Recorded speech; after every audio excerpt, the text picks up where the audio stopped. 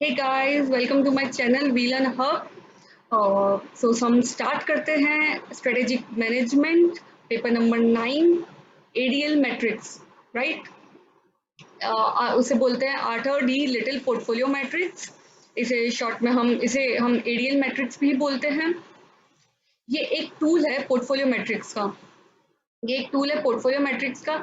ये टूल हमें बताता है ये एक हमें बताता है कि और हमें कंपटीशन में कैसे रहना है और कंपटीशन में मतलब कंपटीशन में हमें सक्सेसफुल कैसे होना है, सबसे कैसे विन करना है कंपटीशन में। ये हमें स्ट्रेटेजी फॉर्मुलेट करने में हेल्प करता है। स्ट्रेटेजी इसके दो डायमेंशन होते हैं, एक्स एक्सिस और वाई एक्सिस। एक्स एक्सिस पे है इंडस्ट्री मैच्योरिटी और वाई एक्सिस पे है कॉम्पिटिटिव पोजीशन। इंडस्ट्री मैच्योरिटी के हैं तीन।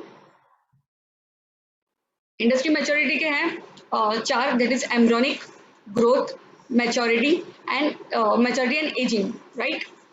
Embryonic is an introduction stage, little competition, rapid growth in a market with a little competition and a high cost.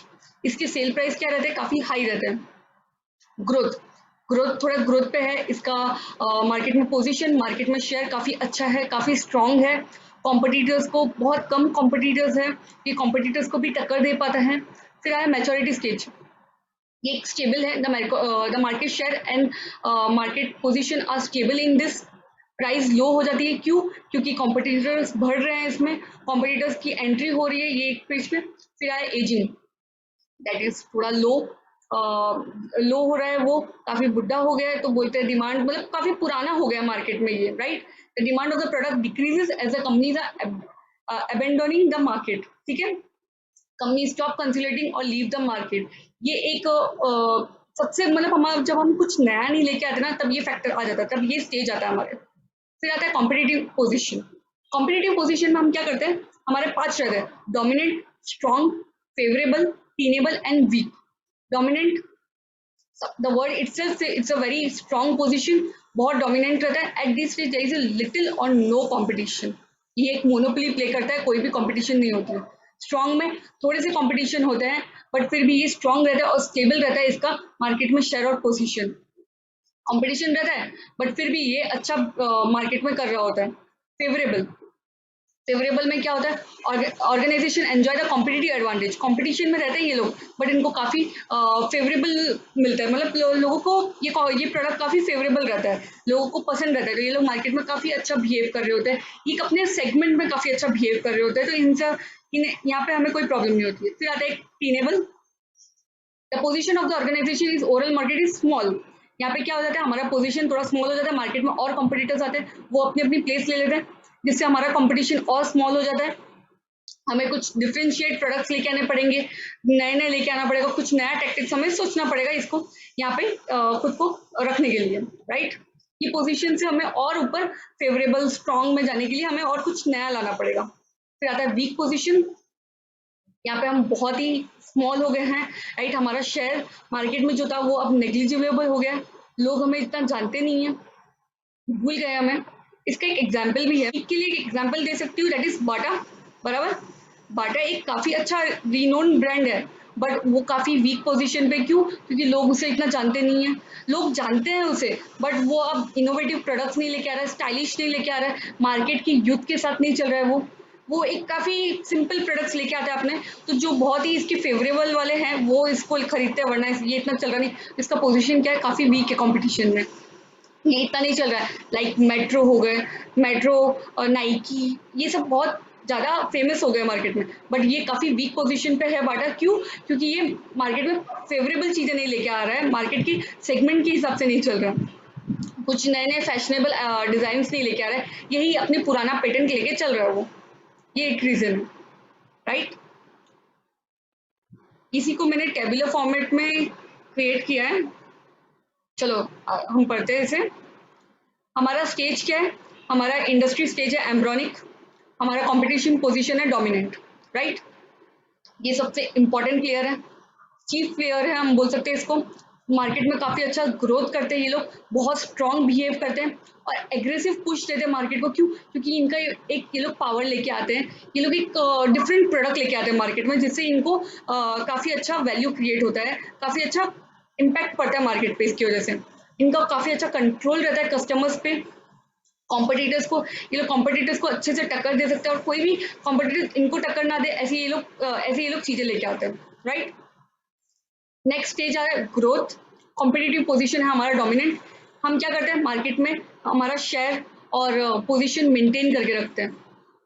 हम cost leadership रहते हैं, कॉस्ट पे हमारा कंट्रोल आ जाता है, हम फास्ट ग्रो करते हैं, और हमें सब समझ के एक इन्वेस्ट इन सस्टेन ग्रोथ, मतलब हम इतना ही इन्वेस्ट करते हैं जितना हमें ग्रोथ चाहिए रहती है। सोच समझ के ग्रोथ करते हैं हम, सोच समझ के हम इन्वेस्ट करते हैं जितना हमें ग्रोथ चाहिए, राइट। फिर आया स्टेज है मैच्योर स्टेज। और कॉम्पिटिटिव पोजीशन है dominant, hold on the market position. हमें क्या करना है ये मैच्योर स्टेज पे, कि हमें मार्केट पोजीशन और मार्केट शेयर होल्ड करके रखना है। मार्केट ग्रो हो उतना हमें ध्यान रखना है कि मार्केट ग्रो हो रहा है, वो पोजीशन हम संभाल के रखें, वो पोजीशन मेंटेन करके रखें हमें, और जब जब जरूरत हो हमें री इन्वेस्ट करने की जरूरत है। फिर आया एजिंग, और स्टेज है हमारा एजिंग, और कॉम्पिटिटिव पोजीशन है डोमिनेंट।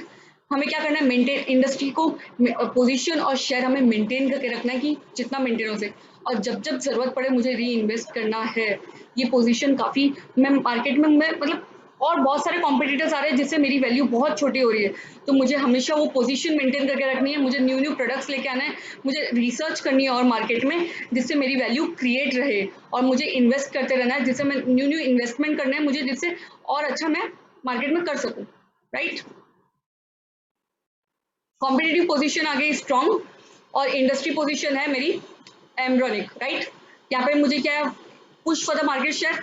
मुझे ध्यान रखना है कि मेरे को मार्केट शेयर में मैं बनी रहूँ, मार्केट का जो कंपनी मार्केट में जो शेयर है वो मेरा कंपनी का इंडस्ट्री का बना रहे, राइट। इंडस्ट्री में जो शेयर है, एग्रेसिव एफर्ट्स करने पड़ेंगे मार्केट में और इम्प्रूव होने के लिए, और अपनी पोजीशन इम्प्रूव करने के लिए, और नए नए स्ट्रेटेजीज लेके आनी पड़ेगी मुझे।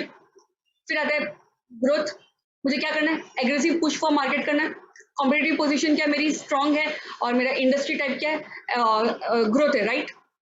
तो मुझे क्या करना है कि मुझे इन्वेस्ट करते रहना है कि मुझे कैसे मेरी इंक्रीज करनी है ग्रोथ पोजीशन, और मार्केट में शेयर कैसे मुझे इंक्रीज करना है, उसके हिसाब से मुझे इन्वेस्ट करना पड़ेगा, बहुत ही सिलेक्टिवली और सोच समझ के मुझे मार्केट में बिहेव करना पड़ेगा। क्यों? क्योंकि यहाँ पे मैं, एक तो मेरा मार्केट में पोजीशन भी क्या हो रहा है, ग्रोइंग स्टेज पे हूँ मैं, अभी भी मेरा एकदम परफेक्ट नहीं है, मेरा अभी भी ग्रो है, कॉम्पिटिटर्स आ रहे हैं, तो मुझे मेंटेन करना रहेगा कि मार्केट में क्या चल रहा है, कौन से सेगमेंट में कौन क्या डिमांड है, उसके हिसाब से मुझे मेरी सप्लाई देनी पड़ेगी।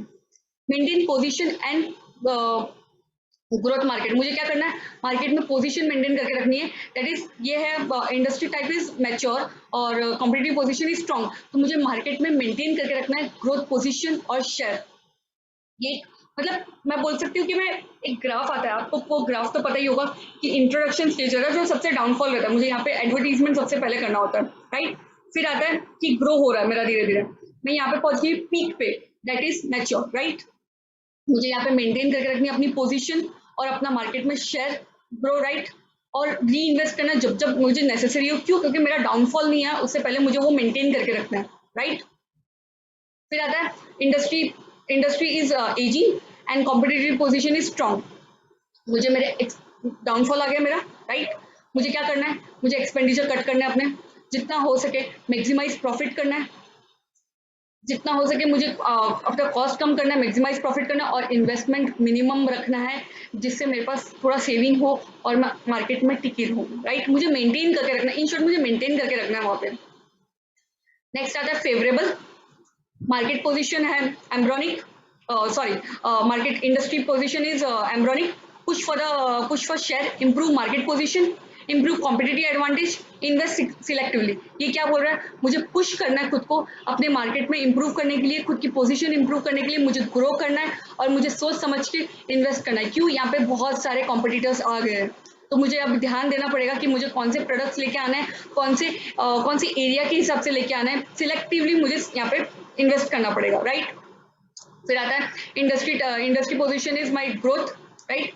ग्रोथ टू मेरे को अपना कंपटीशन बढ़ाना है, कंपटीशन काफी बढ़ गया है, तो मुझे वो कंपटीशन में रहना है। Improve competitive advantage share, right. तो मतलब मैं क्यों कंपटीशन में रहूंगी, मुझे भी एक ऐसे टक्कर के प्रोडक्ट्स लेके आने हैं, ऐसे टैक्टिक्स लेके आना है, ऐसे एडवर्टीजमेंट लेके आना है, जिससे मेरा कंपटीशन में काफी अच्छा लेवल हो जाए, right. Selectively invest to improve the position. मुझे इन्वेस्ट भी सोच समझ के करना पड़ेगा अपना पोजीशन इंप्रूव करने के लिए। एक रॉन्ग इन्वेस्टमेंट मेरा डाउनफॉल लेके आ जाएगा मुझे, राइट। नेक्स्ट आता है mature industry type is mature industry identify the नीच, मतलब मेरे एक नीचे के मेरे को देखना है आइडेंटिफाई द नीचे टाइप, मुझे एक देखता है कि मेरे लेवल के कौन से मेरे प्रोडक्ट के लाइक कौन से कस्टमर्स है जिनको मैं हिट कर सकती हूँ अच्छे से, वो कस्टमर्स मुझे अट्रैक्ट होंगे, मुझे वो डिफरेंशिएटिंग फैक्टर मेरे प्रोडक्ट में ढूंढना है और वैसे कस्टमर्स को मुझे अट्रैक्ट करना है। Protect market position and grow its market share, मुझे क्या करना है, अपना पोजीशन प्रोटेक्ट करके रखना है और मार्केट शेयर मुझे ग्रो करना है। जो कॉम्पिटिटर्स की वजह से थोड़ा स्मॉल हो गया है, मुझे वो और ग्रो करना है, री इन्वेस्ट करना करते रहना है, मुझे सोच समझ के कि कंपटीशन में रहने के लिए मुझे कितना इन्वेस्टमेंट करना पड़ेगा। ऑलरेडी मैं काफी मैच्योर स्टेज पे हूँ, तो मुझे वो सोच समझ के करना पड़ेगा, एक रॉन्ग इन्वेस्टमेंट मुझे एजिंग की तरफ लेके आ जाएगा, राइट।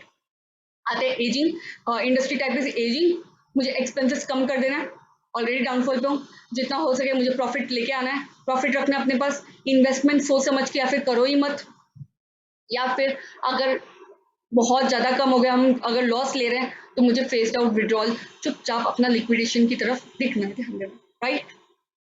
नेक्स्ट आता है tenable industry type is embryonic efforts to improve market position, मुझे क्या करना है, मैं ऑलरेडी नीचे चल रही हूँ, राइट, कंपटीशन में सबसे लो पे हूँ, तो मुझे क्या करना है, अपना इंप्रूव करना है मार्केट में पोजीशन और इन्वेस्ट करना है सिलेक्टिवली। क्यों इन्वेस्ट करना है, मुझे ऐसी ऐसी जगह पे इन्वेस्ट करना है जहां से हिट हो सके और मैं और ऊपर जा सकूँ कंपटीशन में। एडवर्टीजमेंट हो गया, रिसर्च एंड डेवलपमेंट हो गया कि कौन से कस्टमर्स ज़्यादा अट्रैक्ट होंगे, वैसे प्रोडक्ट्स लेके आऊंगी, कस्टमर डिस्काउंट्स दूंगी मैं।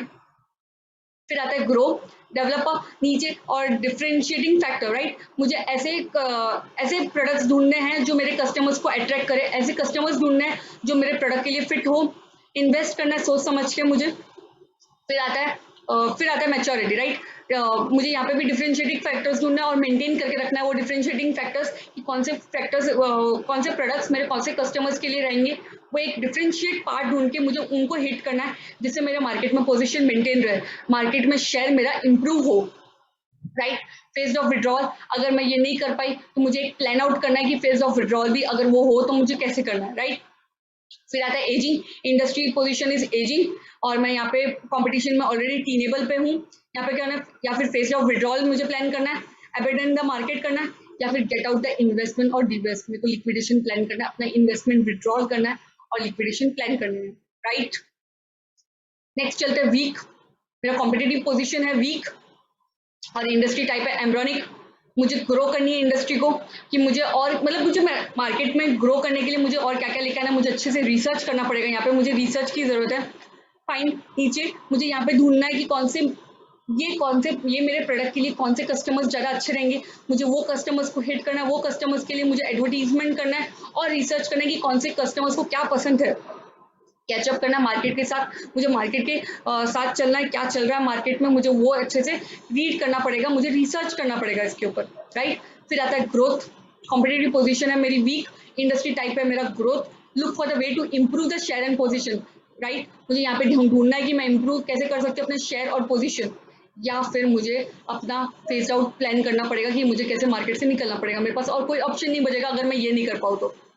देन आता है maturity industry position, look for the way to improve the market position या फिर प्लान फेस्ड आउट, एक ही है दोनों भी, ये क्या कर रहे हैं, मुझे इम्प्रूव करना है, मैं इम्प्रूव कर सकती हूँ कुछ नए नए टैक्टिक्स लाके या फिर और अच्छा रिसर्च करूँ, एनवायरमेंट पे ध्यान दूँ कि मैं कस्टमर्स को कौन से टाइप के प्रोडक्ट्स पसंद है, या फिर मुझे प्लान आउट करना पड़ेगा फेस, राइट। एजी, मेरा ऑलरेडी कॉम्पिटेटिव पोजीशन वीक है और इंडस्ट्री टाइप भी क्या हो गया, एजिंग, एबिडन द मार्केट और डिवेस्ट, अपने इन्वेस्टमेंट्स निकाल लो और मार्केट में लिक्विडेट हो जाओ, मार्केट से निकल जाओ, राइट। होप आप लोग को ये लेक्चर समझा होगा। सो आज का लेक्चर हम यहीं पे एंड करते हैं।